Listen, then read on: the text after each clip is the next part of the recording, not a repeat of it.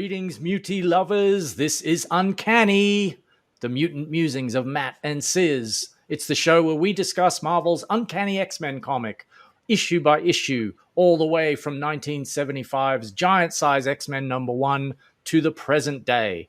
My name is Matt. I write and draw Steamroller Man, a comedy superhero comic, which you can read online for free at steamrollerman.com.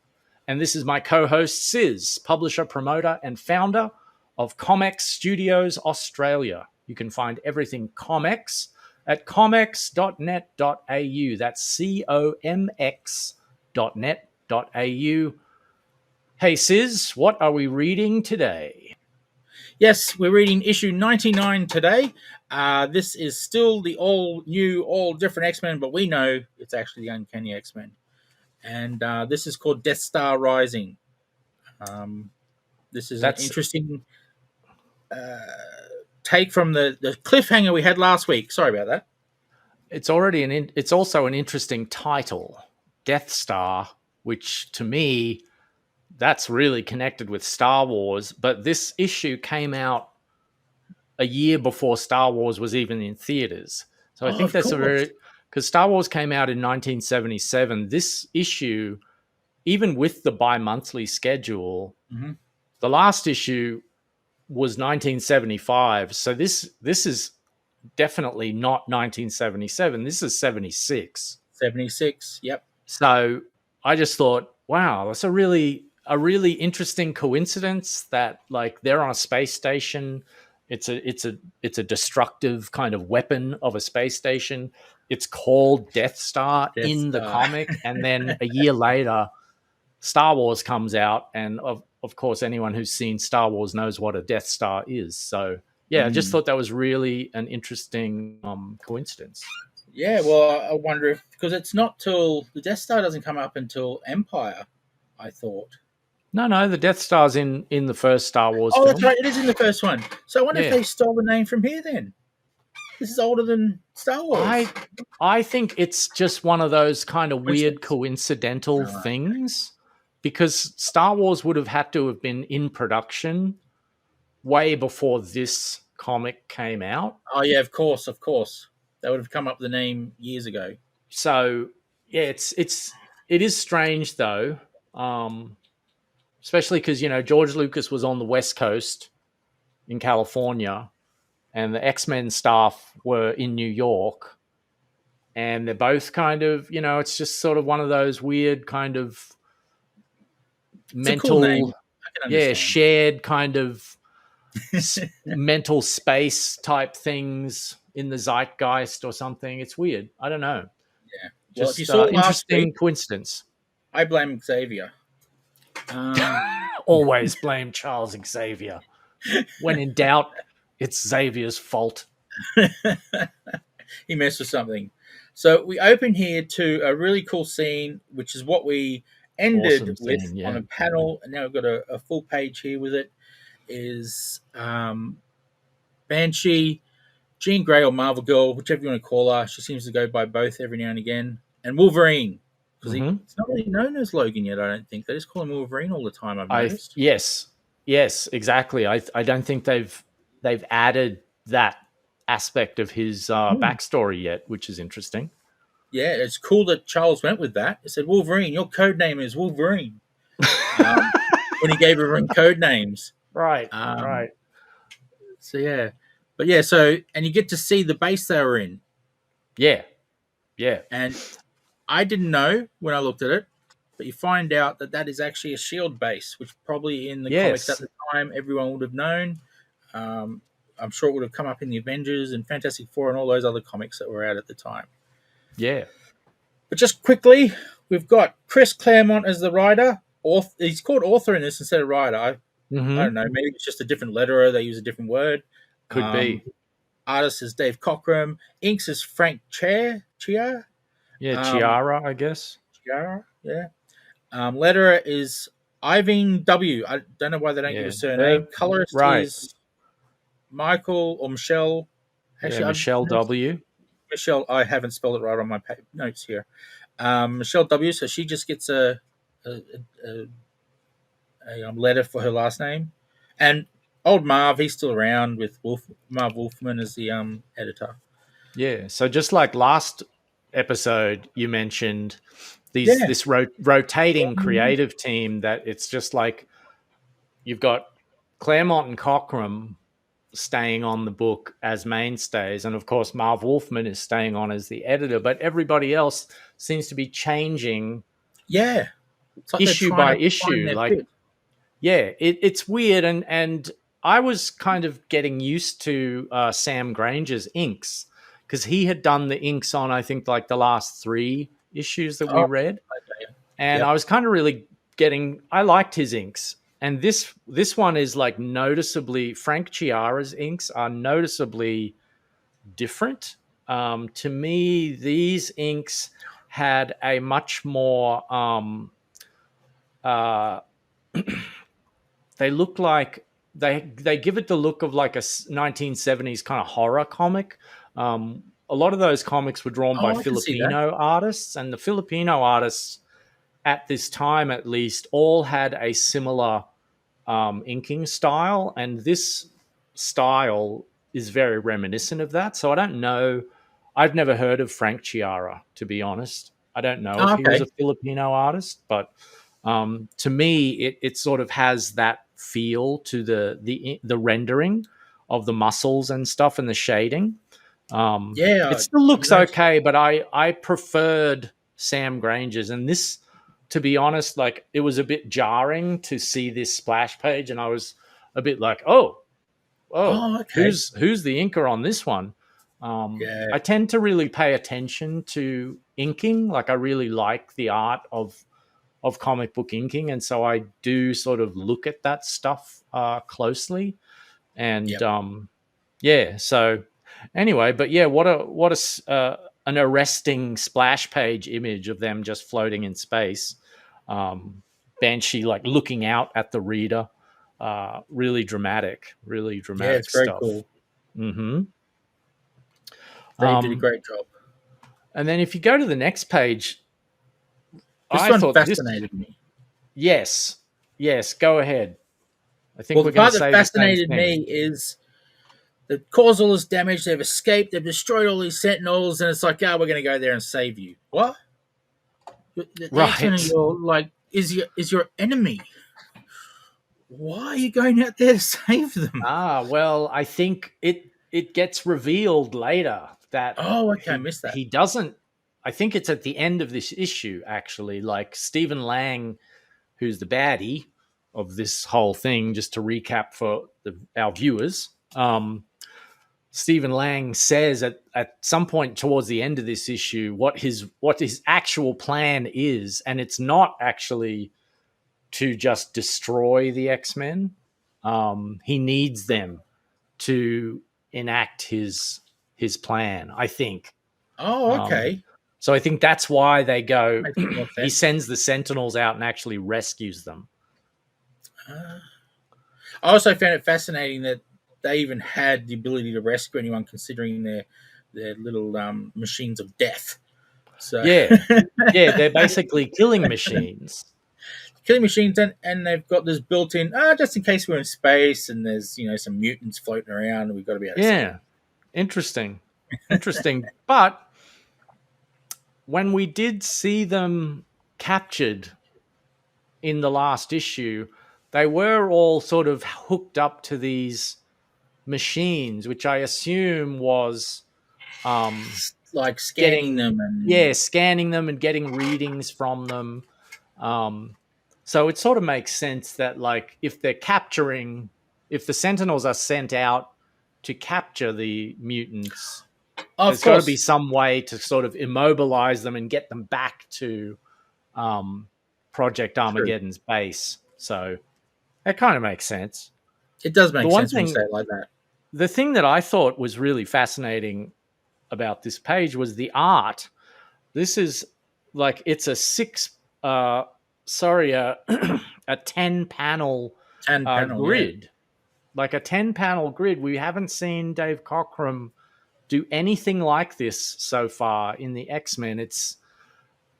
I mean, he's using it to tell 2 parallel Yeah. storylines sort of thing. Like one is the X-Men in space, and then the other is Cyclops and Dr. Corbeau back on Earth at Cerebro trying to track down where the X-Men actually are. So I thought it was a really interesting way of pacing the story, because your eye goes, 1 2 1 2 1 2 across in a Z pattern. Yep. So yeah, it's just and it's just a very sort of straightforward, like it's not a flashy layout. I guess there was so much information that they had to get across on this page that this was just the straightforward way was just the best way to do it. Yep. It's interesting. Very different. I do like the art of the circuitry on I was going to say Colossus then. Cyclops's face. You're doing it again. I'm doing it again. It's going to be a running thing, ladies and gentlemen. I'm going to call I'll Cyclops start doing it in a minute. Colossus and Colossus Cyclops. That's just how it's going to be. But yeah, no, that panel is cool with the circuitry on Cyclops' face. It looks really cool. Yeah, it looks totally different from anything else that's going on in the book. Yeah, it's cool. Definitely. I love at the bottom. They're like, Shield's orbital platform. Yeah, so they revealed that it's a decommissioned Shield, basically space station. Yeah, because they ran out of money, so they just left it there. Right. Right, exactly. Oh, we haven't got funds to keep doing this, so Shield went, oh well, pack up, let's go, leave it here. Yeah. and then a supervillain takes it over. Yeah, which is very interesting. It's like that they wouldn't even like destroy it, so that, because like this is a world, the Marvel Universe is a world where these supervillains exist, and these supervillain organizations like AIM and Hydra and everything exist. They know, Shield knows about this, that their whole reason for being is to combat these enemy organizations, and yet they just left this orbital platform just up in space unattended for anyone to just take over. Well, all I can think of is that in a small way. Yeah. Sorry, I've got a virus checker trying to go, and that will totally screw my images up. That Steven is somehow linked to the government, like that they fund him or something. The Shield is also linked to the government. So a part of me is like, did they sort of take them out and put him in, or did he secretly take over, or he killed that other dude so that he could still be approved? So it's like he's still linked to the government somehow. They just don't know what he's doing because he killed the guy who did. I think that is. I think you've hit the nail on the head. I think that's exactly what is actually happening. Is he was in charge of a secret government program that he didn't like. He basically took over without letting the military know exactly what he was doing. So I think that is probably how he got the Shield orbital platform to be his like staging base in space. Then if we go to the next page, we have a news report, which is sort of telling us that one thing that's important about this news report is it mentions this off the charts solar flare activity, and that's going to come into play later. But it's also got a cameo appearance by real life journalist and I thought that's what was going on. Yeah, 1970s TV personality Geraldo Rivera, which, Marvel would do this sort of thing from time to time, is drop real TV personnel, especially like New York personalities, into the comics at the time. The thing I love on this page is panel 3, the space suit. Look at all the detail that's pretty cool. That Cockrum and Frank Chiara have put into into that spacesuit. It just looks awesome. Just a really nice drawing. I really love that. The story point that they're relaying on this page is that Dr. Peter Corbeau, who is in charge of this StarCorps space shuttle program, essentially, is doing this special mission with an international crew. It says weird way I love of what they say expressing it. here. It's a bit cringe, but yeah, very cringe. International, interracial, intersexual, something for everyone. Yeah, there's something like, for everyone. I'm like, oh my god. It's like, what? Very strange way for a newsreader to put that, you know? Really weird. Yeah, maybe it was really normal in the 70s. Maybe that was just how they talked in the 70s. Yeah. Yes. They put it in there. As we say. That really weirded me out. Same. I've actually got a note here. It's one of the. I think it's the only thing from this that I decided I had to say without to make sure I wrote it down. Everything else is memory. But and they say it straight after Colonel Sanders and Judge Colonel Sanders. Judge Chang. Yes. Sorry, you reminded me so much of Colonel Sanders. Exactly like Colonel Sanders. Yeah, it really does. Luckily, he wasn't hurt. But the mutant tensions because of the Sentinels I found interesting. Right. Mutants hadn't done anything, but the robots made to kill them had smashed up the city. Oh, we hate mutants now. Yeah. Well, I think that is actually an interesting measure of, like it's an interesting way of describing how mutants are viewed in this world, is that even something that they're not directly responsible for, in the public's mind, like the public humans, Homo sapiens, they just blame mutants for whatever happened. They're like, oh yeah, Sentinels, that's something to do with those goddamn mutants. And so it's interesting. I think it nicely fleshes out the world and the climate of intolerance. Well, which I thought was good. Oh, sorry. I forgot to mention this last week. They actually bring this up. You just reminded me because I thought it was this issue, and then I went, oh, hang on, no, it was the other issue. Storm calls the non-mutants human. You wouldn't understand human. Yes. And I'm like, oh, so they're bringing that in as well. That's interesting. Yeah.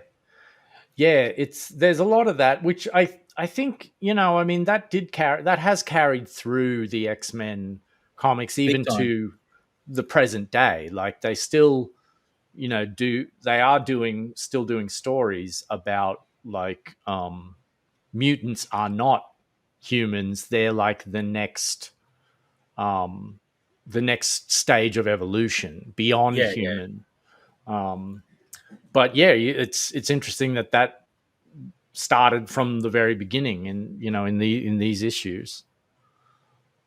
I was really surprised by that. I was like, oh wow, go Storm. Bit of you wouldn't understand, you dirty human. So the news story don't know who's on this. I love they don't know who's on this, but they still know that it's interracial, intersexual, and international. Right. Intersexual. Exactly. What's that? Oh my god! It sounds like they're gonna have a romp up there or something. Yes. Something for everyone. I think what they're trying to say is this page really got to me. Is multiple genders, but in the 1970s terminology, it's intersexual. Oh, baby. Gross. Yes. Sounds so gross. But I just love they know that, but they don't know who the crew is. And it's like, well, hang on. How do you know that? Well, when we turn the page, it's revealed that this is actually part of Dr. Corbeau's plot to smuggle the X-Men onto a space shuttle to go and rescue Jean and Professor X and Wolverine and Banshee. Yeah. So, we see them all in their spacesuits. And then Cyclops, see? Now I started it. You got me doing it. Sorry. I knew it. I knew that would happen. Not Cyclops, Colossus. Colossus. Colossus. Yes. So Colossus has a panic attack, and he gets so worked up that he transforms into his mutant, like his mutant power activates, and he transforms into his metal form, which is too big for the spacesuit, and it rips his spacesuit to shreds, which is a problem when they're about to go into space. So you kind of need your depressurization suit. So he kind of screws himself by doing that. But the interesting thing is he screams out, Mikhail! And he reveals that he had a brother who was in the Russian cosmonaut program who died on a failed rocket launch. Now, I didn't know.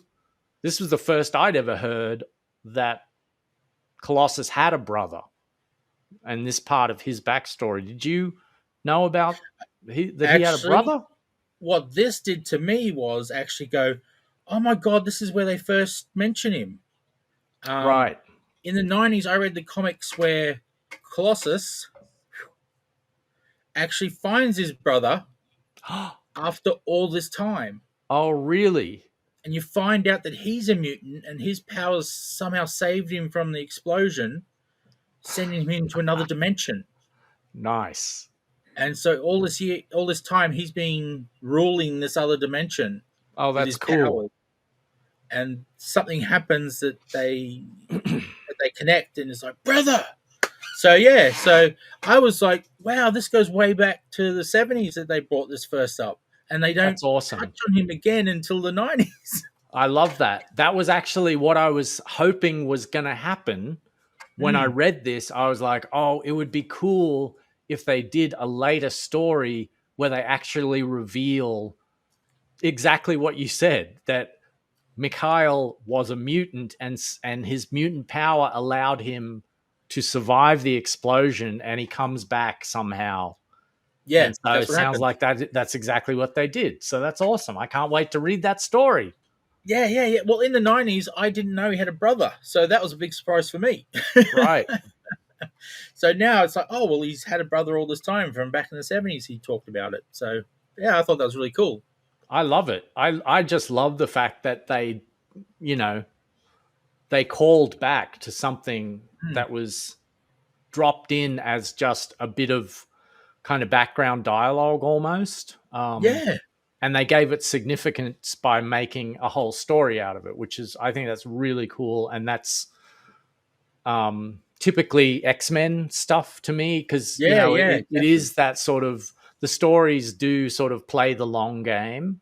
And we talked a couple of episodes ago about Claremont doing these sort of threaded subplots, like through the whole tapestry of the comic. And you never know, like when one of these subplots is going to come to fruition. So yeah, I love that. I'm so happy to hear that they brought that back. That's so cool. Yeah, they did. It was a really good story as well. I liked it, but I also was in shock because he had a brother. That's really cool.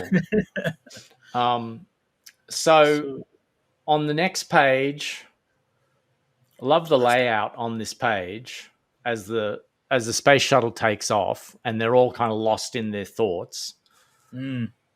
But just a great drawing in itself.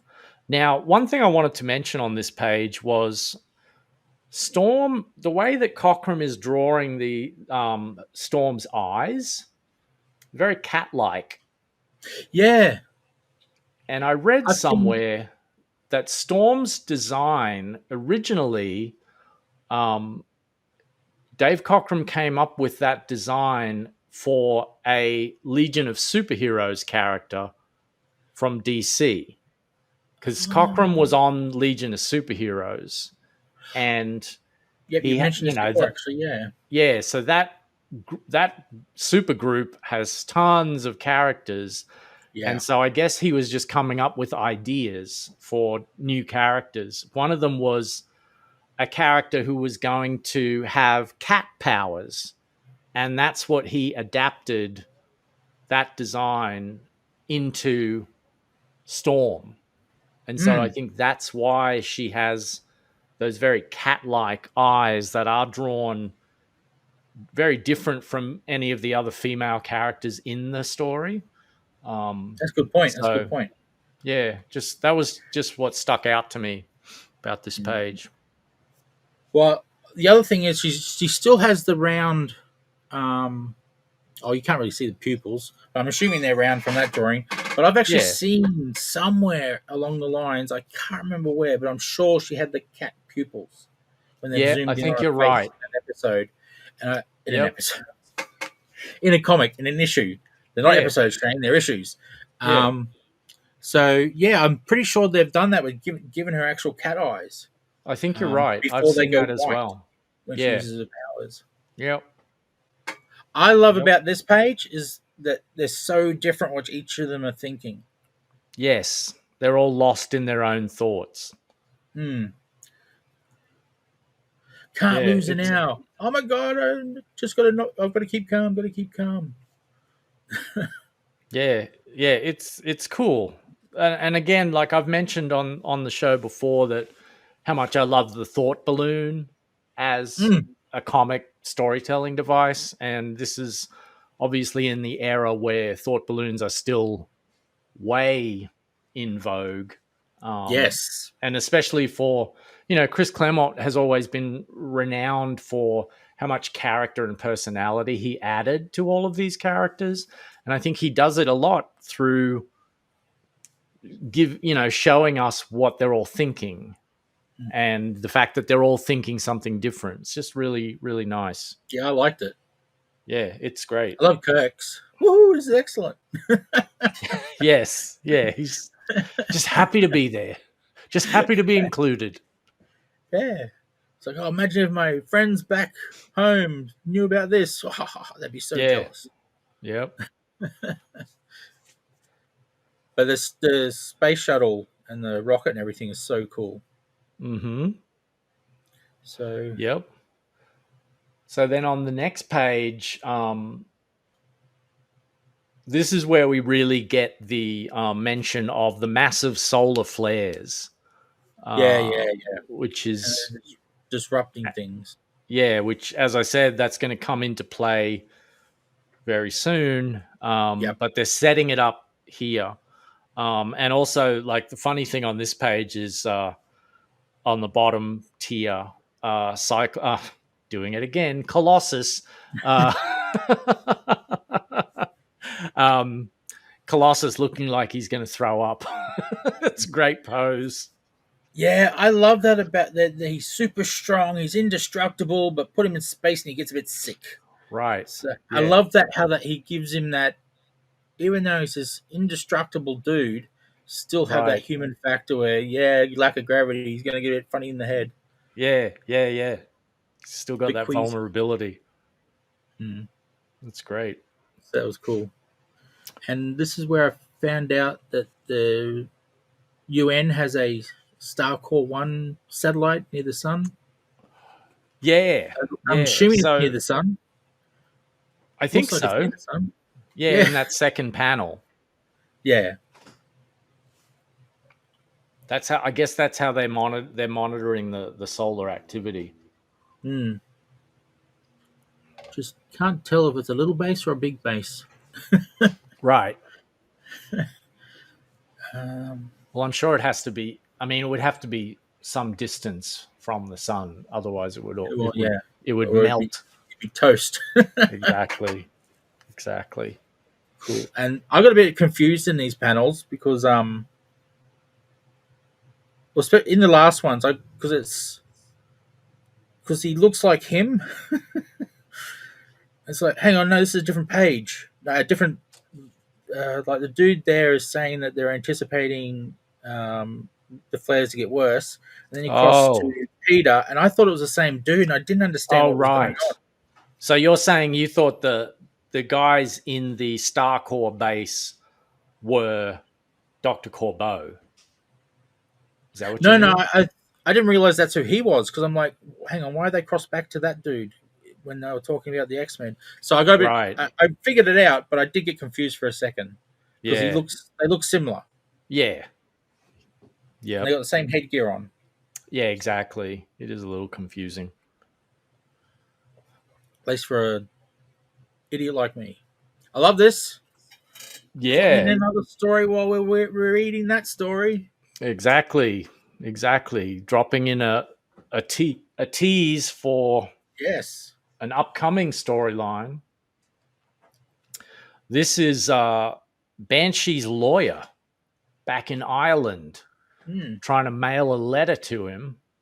Yeah. And then he gets attacked by a shadowy figure who introduces himself as also, should mention, speaking about himself in the third person, introduces Yes. himself as Black Tom, which I have definitely read comics about Black Yes. Tom Cassidy. I'm curious if is this his introduction I think it or is. it is. Okay. I was really, Yeah. because to me he's an old character, so I've got to get that out of my head. It's like no. This is back in the 70s, so he might be Yeah. new in this issue. I think he is new in this Mm. issue. I think that's why he's not because I think if he had been seen before, they wouldn't do like a shadowy kind Of of not course. not revealing him. It would be more And like still giving his name. dun Yeah. dun dun, look who it is. It's Black Tom Cassidy, that character you recognize. But because they're not showing him, I think I That don't makes think sense. I don't think he's been appearing in any comics before this. They're holding off. They're kind of creating mystery of like, who is this guy? What does he look like? We know he's got this shillelagh type staff that he blasts the poor old lawyer with. Yeah. So I guess he killed the lawyer, right? Well, that's what it looks like. So I'm like, oh, he's Yeah, a definite bad guy. He's just killing people. yeah. So poor old lawyer, he's just trying to do his job, and now Cops it he's in the dead. back. Yeah. Damn, Well, like a real man. so that was just a one-page kind of Yeah, it's one segue, page. Yeah. and then we're back in space, and now we see the shuttle is approaching the space station, is approaching the Shield orbiting platform, Yep. and they're trying to, Dr. Corbeau is like, oh, we're requesting clearance to land, and Stephen Lang is not falling for it. Like, he sees through it immediately. Yeah. And one of his technicians is like, sir, the mutant detector's going crazy. There must be so many mutants on that ship. So they're like, oh, mutants, eh? And they launch Sentinels at the space shuttle. And so then the Sentinels blast a hole in the shuttle, and Yes. Corbeau says, hey, Oh, sorry. it's time to get your spacesuits on. And then Kurt goes, Colossus doesn't have a spacesuit. Yeah. What's he going to do? Ruh-roh. Hold your breath, dude. Hold your breath. Exactly. You better hold your breath. So, yeah, I loved how, they're really like amping up the danger, and the situation gets more and more complicated for them. It's just really heightens the drama and ratchets it up. It's great. I love it. So the Sentinels blast a hole in the space shuttle, and Storm. yeah, the cabin starts depressurizing, and Storm gets sucked out through the hole. And okay, so I have to mention there's like crazy action on this page. First of all, like everything's going nuts. Like Storm's getting sucked out through the hole that's been blasted into space. Nightcrawler reaches for her, but he's like, "Oh, I can't get to her in time." And the first thing I thought was, "Dude, you can teleport." Yes. Like, Yes. teleport out there, grab onto her, and then teleport back. There's Yeah. nothing that we've seen so far in the X-Men comics to say that this is something that Nightcrawler could not do. He could totally do this. So I guess he's just... Yeah, go ahead. I was going to say, I'm thinking he's just panic. Exactly. And he's forgotten that he's a teleporter. Exactly. That's what I thought too. Was like, I think he's just, his level of panic is so high that he can't think straight, and he's just like, what's going on? And then Colossus is suffocating. Cyclops announces, "Hey, Corbeau, Colossus is suffocating. We got to get inside that space station." So this is again like what I'm talking about. Like, they're amping up. Like, one thing goes wrong, then another thing goes wrong, then another thing goes wrong. Like, there's so many plates spinning that they have to deal with at the moment as a team. It really amps up the tension. It's great. And so Corbeau, he basically rams the space shuttle into the side of the space station. But the thing is, right before he does that, he says, just keep one thing in mind. If we smash this baby up, we don't go home. So he's basically saying, look, okay, I'll get us inside the space station, but if we smash this ship, we can't get back. And then he proceeds to ram it through the... It's like, okay, I guess we don't go home now. Yeah. Well, I'm curious what happens in the next issue, because it's like, how do they get back? Yep, exactly. So yeah, we've got all that going on, and then I love this. Yeah. This page, because it's like, what? You can do what? So I haven't seen that in modern comics. So I'm like, wow. So do you want to explain what she's actually doing? Well, she's using her powers to summon a solar storm. Right. Cosmic, solar winds. Solar winds. And I'm like, what the hell? That's not what I thought her powers could do. So yeah, that's what I thought too. That was really cool that she did that. And I'm like, I've seen her in space in the 90s, and I don't remember ever repeating that. So yeah. No, I did not know she could do that. And at first, I had the same reaction you did. I was like, what? She can't do that. But then as I sort of thought about it, I was like, you know what? That's kind of cool. Yeah. And the fact that they set up the solar flares, which is what causes solar winds, multiple times in the issue leading up to this page, I was like, okay, it's kind of cool, and it does sort of make sense that she could manipulate, because solar winds are caused by, eruptions and solar flares coming from the sun, and then the particles are traveling at, I think I looked it up on Wikipedia, and solar winds travel at something like 750 kilometers per second. Oh, whoa. So super powerful. And so when I had that knowledge, looking at this scene, it's like, oh, okay, then this actually does kind of make sense, that not only can she manipulate these solar winds to make herself travel back to the space station, but she can totally use it to take out this Sentinel as well. Yeah. Backed by the full power of the raging sun itself. Yeah. Now, one thing I thought was incredibly strange about this page was, see if it's the same. The Sentinel, as he gets zapped out into space, goes, "Aye!" Like he screams. He's a robot. Yes. And then two things. Yeah, go ahead. I found two things wrong with that. Well, not wrong with it, just interesting about that was, okay, he's screaming like he's more than a robot. Interesting.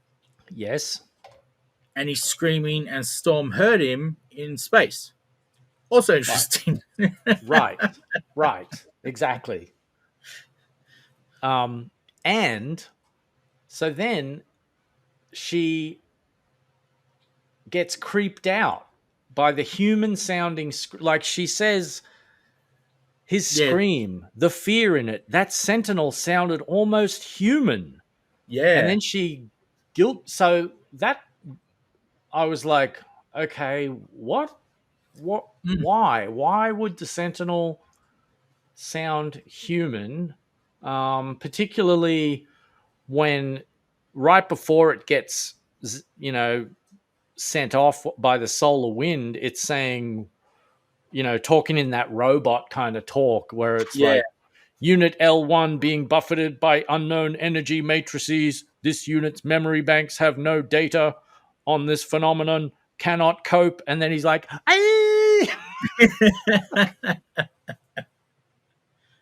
and then Storm is she is creeped out by the scream, and she's sort of laying a guilt trip on herself about like, oh, I've taken a life. And it's like, well, not really. No. Like, it's a giant robot. Like, it's clearly not a human. Yeah. So I don't know. This part, I just found this very strange. Yeah. I didn't know what to make of it. The top half, ultra cool. It was great. What the hell's going on?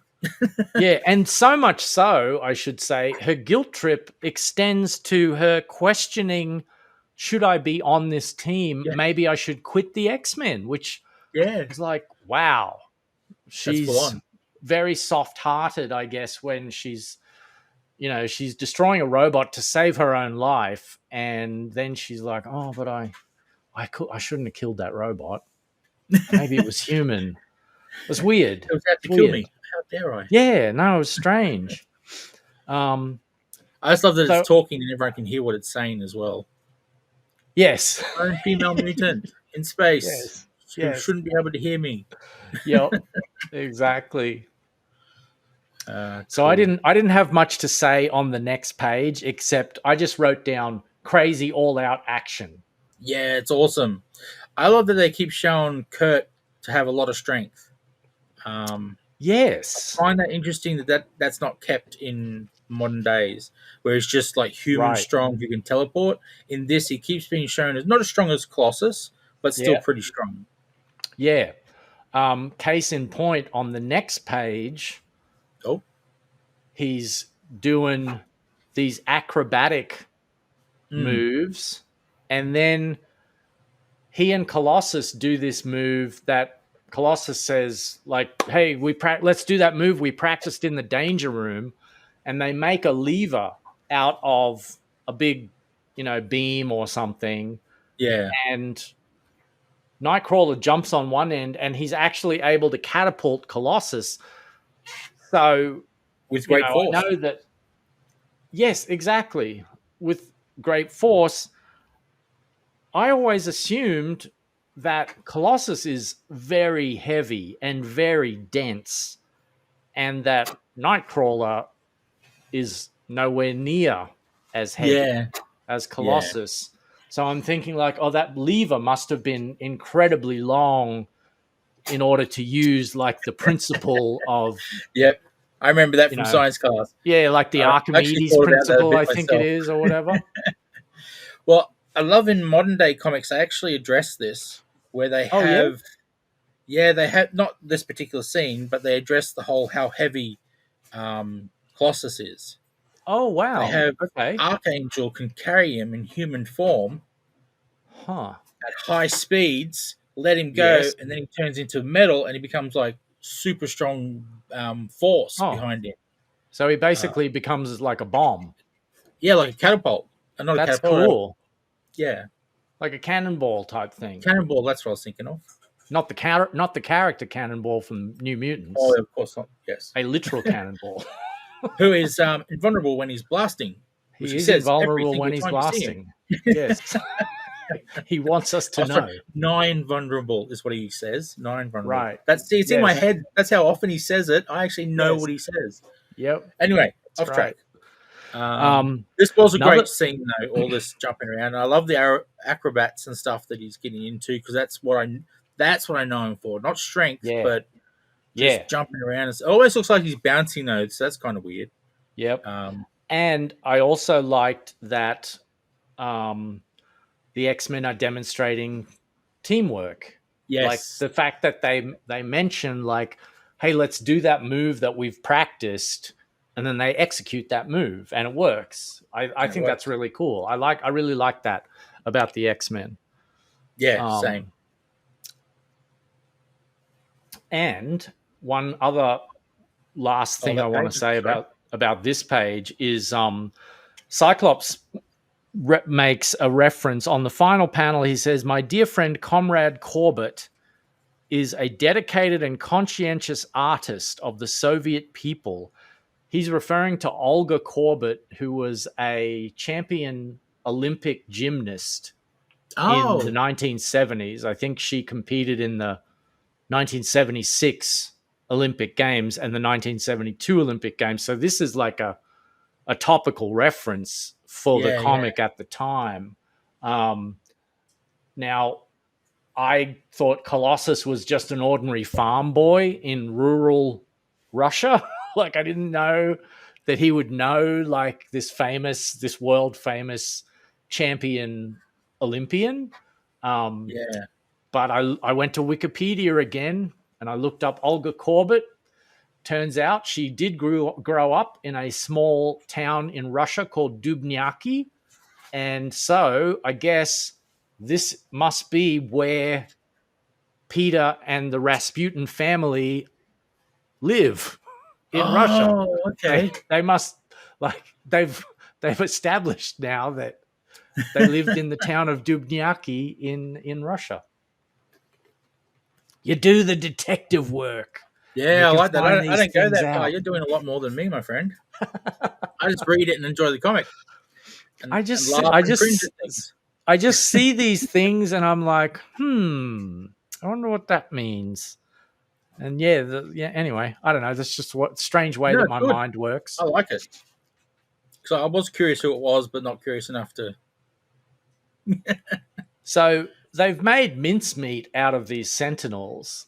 Yeah. And on this page, Cyclops finishes off the last one with his eye beam, and he actually mentions that like we just took out a dozen Sentinels.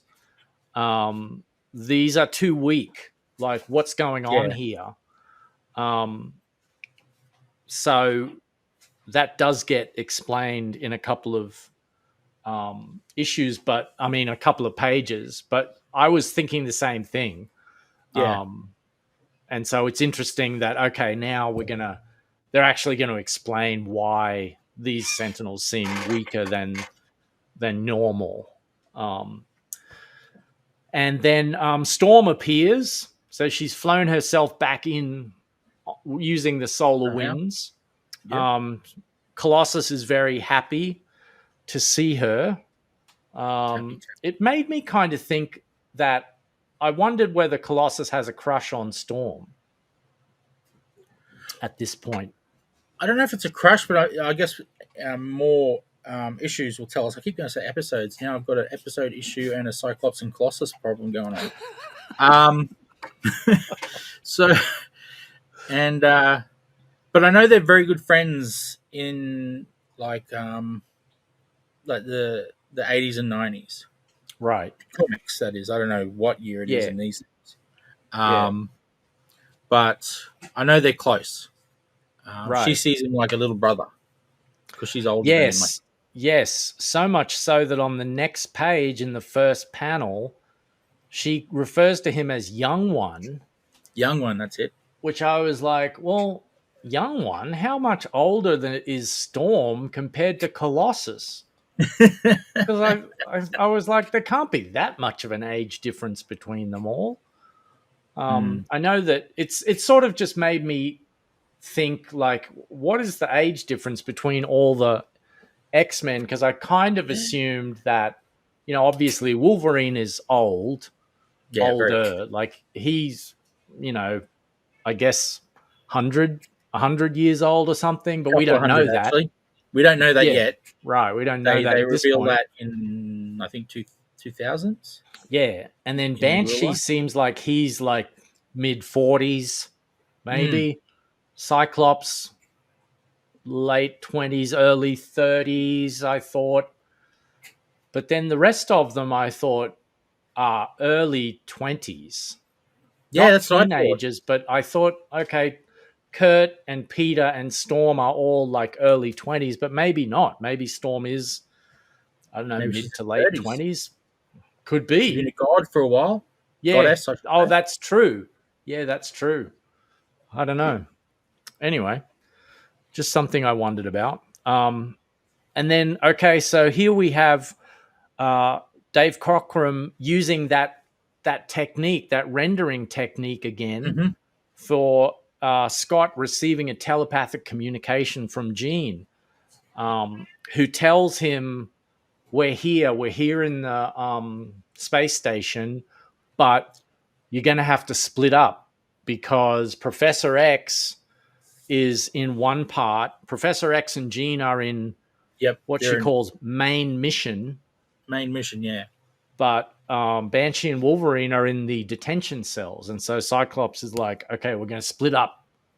I'm taking on Stephen Lang.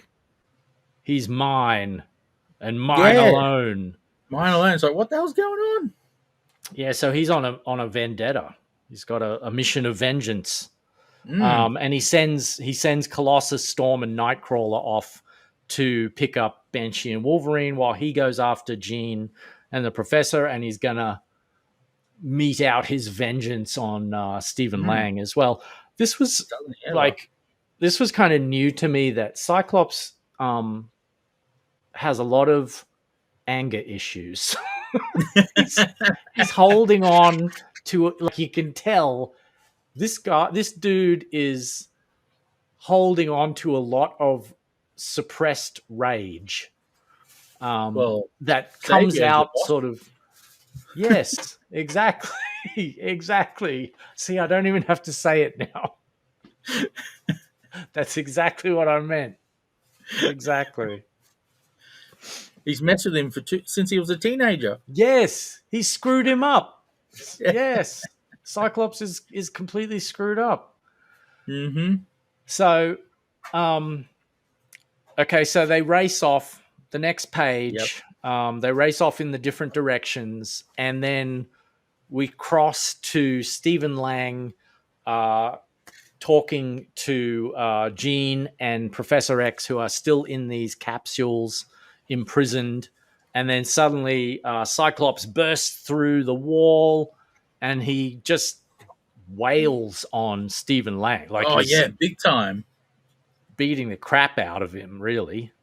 So much so that Jean actually stopped. He's like, "Stop it! You're killing him. What are you doing?" Which I'd never seen Cyclops kind of lose control like that. I always it makes you wonder why. Yes. I always saw Cyclops as very uptight and always he always was trying to stay in control. Probably a lot because his eye blasts, he can't control his eye blasts without the ruby quartz glasses. Yeah. And so he has that sort of, that's what made him like, I've got to be in control of at all times or someone's going to get hurt. But here he's like losing it. Like he's completely lost it, which I thought was really interesting. He's given time because Stephen is, explaining why he's about to kill him before he kills him. Right. Yes. Don't need you anymore. Blah, blah, blah, blah, blah, blah, blah, blah. A door just flew at me. Right. Oh, so one thing we should mention, that he explains why the Sentinels are weaker than usual. It's because he built them off an incomplete set of notes from Bolivar Trask, who was the original inventor of the original Sentinels. but then he says, not that it matters. I have all the data that I need from you mutants, which makes you expendable. So, like we were saying before, his plan was not to kill the mutants. It was to extract data and study them for some nefarious purpose that we're going to be revealing in a couple of pages, I think. Yeah. And so Cyclops is going nuts, beating on Stephen Lang. And then, okay, so this second last page of the issue, this is really just setting up the final page. Yeah. Jean says, Scott, look out behind you. And then Scott gets zapped by something we don't see. And then a shadow falls across them. Yep. And Jean's like, oh no, it can't be. And then Stephen Lang, who is still like, his face is like in terrible shape. But he says like, yeah, this was my ultimate purpose. This was what I was really doing here. It wasn't the Sentinels. It was a far greater project. And then the other X-Men burst in and they're all like, oh my God, what's going on? Yeah. They're looking at something we don't see. It's another one of these great page turn moments. Yep, you have to turn the page to find out. And here we go. What did you make of this final page? I didn't know what the hell was going on. I'm like, he got zapped by a mysterious person. Or looked like a person from the shadow. Yep. And now all of a sudden they want to take on the new X-Men. And their costumes are even the old costumes. Like Cyclops' visor's changed. Yeah. Marvel Girl's wearing a Marvel Girl outfit. Yep. It's like, what the hell's going on? And Charles is like, kill him. Like, what the hell? And there's even a different Professor X in a different colored suit as well. Because normally they show him in like a green suit. And this one is like a sort of lavender suit. So this is very interesting that we have these doubles, I guess, and we'll find out next issue exactly what's going on here. But Cyclops, the newer Cyclops, well, I guess it's the old Cyclops, but the one who's just shown up, says the joke's on us, and it's kind of jokes the X-Men could do without, just like we can do without imposters. Then Storm says, imposters, not so, Cyclops. We are the X-Men. So now they're arguing over who's the real X-Men.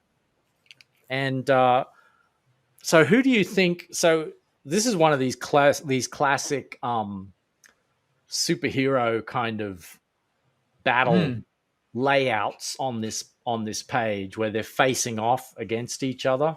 So we've got the 5 original X-Men and the 5 new members of the X-Men. Yep.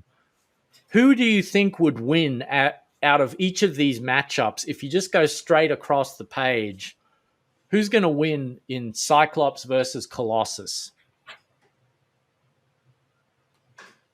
Both, because I get their names mixed up all the time. No, I'm thinking maybe. I think that's Colossus what's going on in your brain all the time when we're doing this show. I'm thinking Colossus because I reckon he could take Cyclops's eye beams. Yeah, Marvel Girl, I don't know how powerful she is at this particular point. Right. I'm thinking Storm, but that's only because I don't know if she's like Phoenix level powerful. I don't think she is. I think this is original Marvel Girl. Well, in that case, telekinetic. Sorry, dude. Storm's going to absolutely kill you. Yeah. Wipe the floor with you. Yeah. And same with... Actually, I'm thinking the same for all of them. I think it's the right-hand side going to absolutely pummel the left-hand side. Yes. The only thing I thought was, I think Iceman could stand a chance against Wolverine. Like, I agree with you. Colossus, Storm, Banshee, and Nightcrawler would definitely win against Cyclops, Marvel Girl, Angel, and Beast. Mm. But the matchup between Iceman and Wolverine, I thought Iceman could basically freeze Wolverine solid. And if Wolverine can't move, he can't really do anything. That's And true. so then it's like you just encase Wolverine in a big enough block of ice. Wolverine doesn't have super strength. He just No, he has doesn't. unbreakable bones. So That's true. even if he like popped his claws, there like maybe that would crack the ice, but I don't think it would. If it was a big enough block of ice, wouldn't crack the ice enough to bust him out of the ice. No. So I think Well, I think Iceman could definitely immobilize Wolverine, and so I think Iceman might have a chance in that battle. he might. I mean, it depends because I remember the original Iceman being like a snowman that ran around. Yes. So, yes. But I haven't read the newer old ones, if that makes sense. Right. So I don't know. But I am looking at this right now, and it looks like Iceman has 5 fingers and a thumb on one of his hands. So this could actually be AI art. This could. No, it's just a line he's put in there to show that it's shiny. Yeah, it's but the reflection. At a quick glance, I saw lots of fingers. So yeah, yeah, you do have to look closely. It fools the eye at first. Well, but yeah, so this is a great ending, and I'm really looking forward to the next. I know, issue. Like, so we're on the cusp of the 100th issue. Yeah. The next issue is issue 100, and I love that for the issue 100, it's the new team versus the original team of X-Men. So, really looking forward to reading the next one and talking about it in our next episode. Yeah, I think we've come to the end of this one. So we're at the end. So what that means is, Matt, what is your band name for this issue? I think based on this final page, the band name is The Imposters. Oh, nice. The Imposters, that's a good one. I'm thinking that's a punk band I'm going with. Or we could base it on page 3 and go with intersexual. But I like The Imposters better. The Imposters are better, yes, because that band would be very cringe. Yes. At least now, apparently in the 70s, it's totally cool. Right. Well, that's it for this week, everybody. Thanks for watching. And if you have anything to say about the episode, whack it in the comments, whether you agree with us or you think we're full of crap. Whack it down there. And remember, if you like the video, or even if you didn't like the video, we still want you to press that like. Press the like. That's just showing us. That'll show us, oh, I hate this one. Like.